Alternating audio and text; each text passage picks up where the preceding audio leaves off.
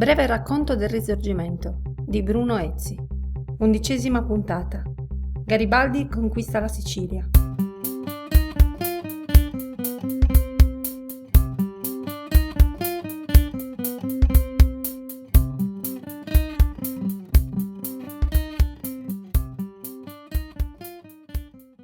Il 24 gennaio del 1860 Giuseppe Garibaldi si sentiva felice. Si era appena sposato con la giovane e graziosa marchesina Giuseppina Raimondi, di cui era innamorato come un ragazzino. Alla fine della cerimonia ricevette un biglietto che in un attimo annichilì la sua gioia. Tra la sorpresa generale mostrò alla sposa il biglietto che rivelava una tresca con un altro uomo. Giuseppina ne confermò il contenuto. Volarono parole grosse. Puttana, brutale soldato. Garibaldi avrebbe addirittura cercato di colpire la ragazza con una sedia. È probabile che le cose non siano andate proprio così, anche se alcuni tra i primi biografi così le hanno raccontate. Il biglietto giunse sicuramente qualche giorno dopo il matrimonio, ma si preferì fingere che l'eroe, come scrive lo storico Alfonso Scirocco, non avesse avuto il tempo di accorgersi di aver conquistato una fortezza già espugnata da altri, in modo da rendere più semplice la richiesta di annullamento del matrimonio. La marchesina era incinta di un altro uomo. L'onore dell'eroe era stato ferito gravemente. Se il matrimonio fosse stato felice, forse Garibaldi non si sarebbe buttato in un'avventura così gonfia di rischi come la spedizione dei 1000. Nel 1860 la situazione internazionale era propizia ai disegni di espansione di Savoia. Come abbiamo già visto, al tavolo delle trattative della guerra di Crimea, al fine di isolare diplomaticamente Ferdinando II, Cavour aveva biasimato l'assenza di libertà nel regno delle due Sicilie. Il deputato liberale inglese William Gladstone, in un pamphlet del 1851, aveva denunciato le penose condizioni delle carceri del Regno del Sud, che egli definì la negazione di Dio eretta a sistema di governo. In verità le prigioni napoletane, per quanto pessime, non erano peggiori di quelle piemontesi. Come ha scritto Gigi Di Fiore, a 40 anni da quelle denunce, lo stesso Sir Gladstone dovette ammettere di non aver mai visitato di persona le carceri borboniche. Il governo inglese, guidato dal liberale Lord Palmerston, era avverso ai Borboni di Napoli e favorevole alla creazione di uno Stato italiano schierato su posizioni liberali per bilanciare il potere francese nell'area mediterranea. L'ostilità degli inglesi verso il Regno del Sud dipendeva in parte dal loro anticattolicesimo. C'erano però anche ragioni economiche e politiche. Ferdinando II, nel 1836, aveva deciso di cedere a società francesi, estromettendo gli inglesi, l'estrazione e la vendita dello zolfo siciliano. Il re, inoltre, non aveva partecipato alla guerra di Crimea in nome dei buoni rapporti con i russi e aveva impedito che le navi inglesi, nel corso del conflitto, facessero scalo nei porti del regno. Nello stesso periodo in cui si erano svolti i plebisciti in Toscana ed Emilia, Garibaldi aveva dichiarato che sarebbe partito per conquistare la Sicilia se l'isola si fosse trovata in aperta ribellione. Il 4 aprile Francesco Riso, un uomo di umili origini, aveva diretto un moto insurrezionale a Palermo e, dopo essere stato ferito, era morto in ospedale. L'insurrezione fallì, ma ferventi mazziniani come Rosalino Pilo e Giovanni Corrao avevano deciso di riaccendere quei focolai rivoluzionari per spronare l'eroe dei due mondi a intervenire. Garibaldi, informato dell'andamento dei moti dei missali siciliani, tra cui Francesco Crispi, si risolse a intraprendere l'impresa. Cavour temeva gli esiti imprevedibili di una simile operazione, ma conosceva anche i pericoli che sarebbero derivati dal soffocare il generale entusiasmo verso il progetto di Garibaldi. Egli si incontrò con Vittorio Emanuele II a Bologna per prendere consiglio. Non si conoscono i particolari del colloquio, ma lo statista e il sovrano decisero di lasciar partire la spedizione. Garibaldi poté procedere con calma all'arruolamento di oltre 1000 uomini, quasi tutti cacciatori delle Alpi, col tacito benestare del governo di Torino. La massoneria raccolse soldi e armi. Cavour faceva il doppio gioco.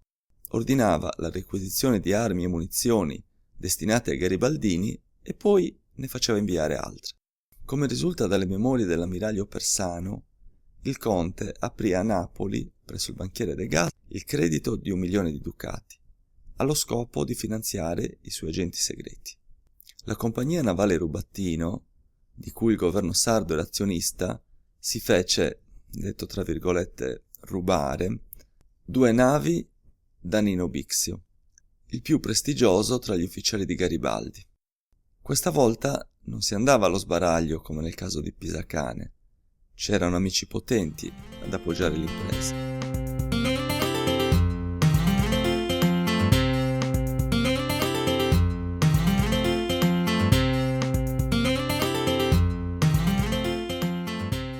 Come è noto, il 6 maggio Garibaldi partì da Quarto, vicino a Genova. Non tutto era andato per il verso giusto, perché le barche che dovevano portare le munizioni erano sparite. Fu quindi necessario sbarcare a Talamone, in Toscana, per fare il rifornimento. Garibaldi mandò un'ottantina di uomini verso l'Umbria per far credere di voler marciare su Roma e riprese subito la navigazione verso la Sicilia. L'11 maggio sbarcò a Marsala, vicino a Trapani, dove fu accolto, come testimoniato da Giuseppe Bandi, con una certa freddezza dalla popolazione. Forse Garibaldi aveva ricevuto informazioni precise e sapeva che Marsala non era presidiata dalle navi borboniche, oppure fu semplicemente fortunato. I napoletani arrivarono troppo tardi ed esitarono a far fuoco per non colpire 2 navi da guerra inglesi che si trovavano ancorate al porto. Si ebbe così il tempo di completare lo sbarco e i borbonici si accontentarono di catturare le 2 navi, il Piemonte e il Lombardo, che si era arenato, e di sparare un po' di granate sul molo senza peraltro colpire neanche un volontario. Successivamente Garibaldi si recò a Salemi, dove si proclamò dittatore della Sicilia. Proclama di Salemi, 9 maggio. Il 14 maggio si combatté la battaglia di Calatafimi, vicino al famoso tempio di Segeste. I garibaldini si scagliarono con impeto sul più numeroso esercito borbonico, che fu costretto alla fuga. Fu proprio il mito della sua invincibilità, unito alla pavidità del generale borbonico Landi, nonché alle 1000 deficienze della macchina da guerra napoletana, a favorire il successo di Garibaldi. Secondo Giacinto De Sivo, uno storico filoborbonico dell'epoca, Landi era stato corrotto con la promessa di 14.000 ducati d'oro che non ricevette mai. Quel che avvenne in Sicilia è stato ben riassunto da Giordano Bruno Guerri. La popolazione aveva salutato Garibaldi in ogni paese come l'uomo del destino, che avrebbe fatto scomparire ingiustizia e povertà.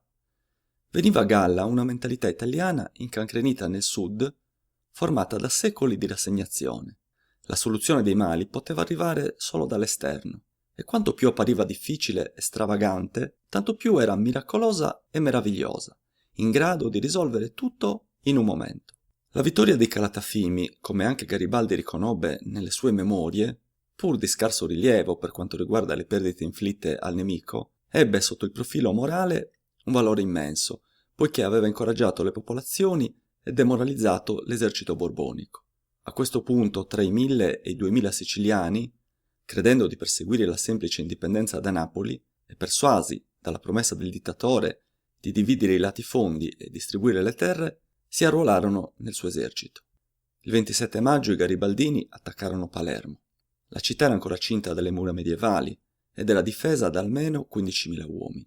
Garibaldi, dopo aver attirato con alcuni stratagemmi gran parte dei soldati nemici lontano dalla città, facendogli credere di volersi dirigere verso Corleone, scatenò un violento conflitto a fuoco in cui le camicie rosse diedero una grande dimostrazione di valore. Alla fine, Porta Termini fu sfondata a cannonate e i garibaldini entrarono in città. Dopo alcuni giorni di combattimento, i borbonici, anche a causa dell'insurrezione dei palermitani, che avevano eretto numerose barricate, decisero di ritirarsi. I garibaldini si impadronirono di 5 milioni di ducati dal Banco di Sicilia, appartenenti per lo più a depositi di privati cittadini, che videro azzerate da un istante all'altro le proprie risorse patrimoniali. Lo sviluppo della spedizione fu reso così molto più agevole. Per conquistare il popolo siciliano, nonostante il suo violento anticattolicesimo, Garibaldi non esitò a celebrare la festa palermitana di Santa Rosalia e al pontificale del Duomo giunse al punto di sedere sul trono reale in camicia rossa, rivendicando il legato apostolico tradizionalmente tenuto dai governanti di Sicilia. Cavour allora capì che l'operazione poteva avere successo e non impedì più l'invio di armi e la partenza di rinforzi. I 1000 diventarono rapidamente 20.000. Il governo sardo inviò i nuovi soldati sistemandoli su navi di copertura. Per promuovere l'annessione dell'isola al Regno di Sardegna, Cavour inviò in Sicilia Giuseppe La Farina, che, come abbiamo già visto, era stato tra i fondatori della Società Nazionale. La Farina aveva favorito la spedizione dei garibaldini, consegnando loro 1.000.000 di fucili prima della partenza da Quarto. Garibaldi però non voleva intromissioni e gli disse di essere venuto a combattere per l'Italia e non per la sola Sicilia. Così diede ordine di cacciarlo dall'isola senza complimenti. Era una dura risposta all'ingerenza di Cavour.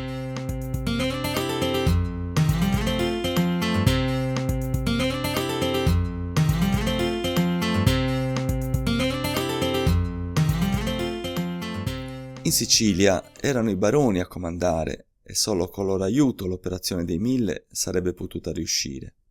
Essi avevano subito appoggiato Garibaldi nella speranza di liberarsi dei Borbone, che avevano declassato la Sicilia con tutti i privilegi che deteneva quando re Ferdinando IV, protetto dagli inglesi, si era rifugiato a Palermo per sfuggire a Napoleone. La leva obbligatoria istituita da Garibaldi in una Sicilia abituata all'esenzione era stata quasi un flop e senza l'intervento dei baroni, che favorirono i reclutamenti, avrebbe prodotto risultati ancora più scarsi. Garibaldi aveva promesso la terra ai contadini, ma poi aveva mantenuto poco, limitandosi ad assegnare terre statali ai combattenti.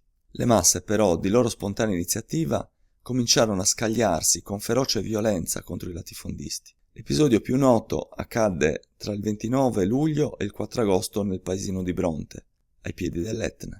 Qui i contadini avevano ucciso 16 persone, tra cui 2 bambini, mettendo in grave pericolo gli interessi dei latifondisti e degli inglesi, che possedevano le terre donate a Nelson nel 1799 da Ferdinando IV. Garibaldi non poteva deludere proprio coloro che avevano favorito la sua impresa. Il 6 agosto arrivò Nino Bixio, con 2 battaglioni di bersaglieri, e i moti furono repressi con arresti di massa e fucilazioni. Circa 2 settimane prima, il 20 luglio, si era conclusa la battaglia di Milazzo. Alcune navi da guerra borboniche erano passate coi garibaldini e avevano aperto il fuoco contro la città. La battaglia durò circa 8 ore e il trionfo finale fu ottenuto a caro prezzo.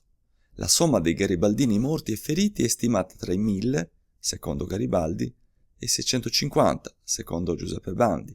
Le perdite borboniche, invece, erano state di gran lunga minori. Ad ogni modo, l'intera Sicilia, eccetto le fortezze di Messina, Augusta e Siracusa, giaceva sotto il controllo di Garibaldi. Era giunto il tempo di varcare lo stretto, con un esercito molto più grande e potente.